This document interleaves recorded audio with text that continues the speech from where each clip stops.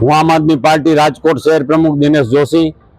આજે રાજકોટમાં કાયદો અને વ્યવસ્થા એકદમ કથળી ગઈ છે।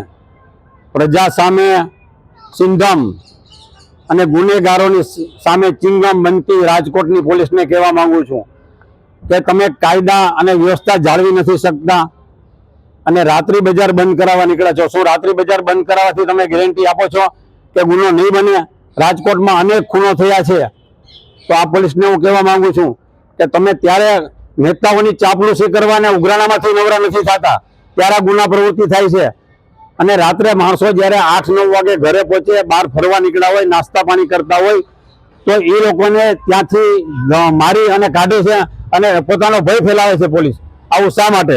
સાથે સાથે પોલીસને ચાપલૂસી જે કરે, લુખ્ખા તત્વોને કાબૂમાં નથી લેવા અને પોલીસ પ્રજા સામે સિંધમ બનવા નીકળી છે।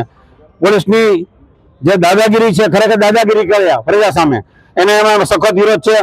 પોલીસ દીવાની દાજે કોડિયાને બટકા ભરે છે। આવું શા માટે?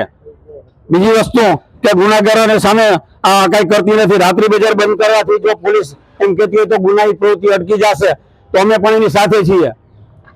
આ લોકો નાના નાના વેપારીઓ ધંધો કરતા હોય, પોતાનું પેટીયું રડતા હોય, તો એને શા માટે હેરાન કરો છો? ગુનેગારોને પકડતા નથી અને જ્યાં ઉઘરાણા કરો, રાજકોટમાં દારૂ આવે છે તો આ ઘટના બને છે, અને રાજકોટમાં દારૂ ક્યાંથી આવે છે? પેલો પ્રશ્ન। અમારી માંગણી એવી છે કે રાત્રિ બજાર જે છે 11 પછી લોકો રાત્રે 12-12 સુધી રહેતા વેપારીને, નાના વેપારીને ધંધો કરવા દો, એનું પેટી ઓળતા હોય અને એને ખોટી હેરાન ન કરો। તમારે જેને ખરેખર પકડવાના છે, જેની સામે ગુનો જે દાખલ કરવાનો છે, એની બદલે ત્યાં તમે વહીવટ કરી જે કઈ પતાવી લેતા હો, રાજકોટમાં છરીઓ ઉડે, બંદૂકોની ભડાકા થાય।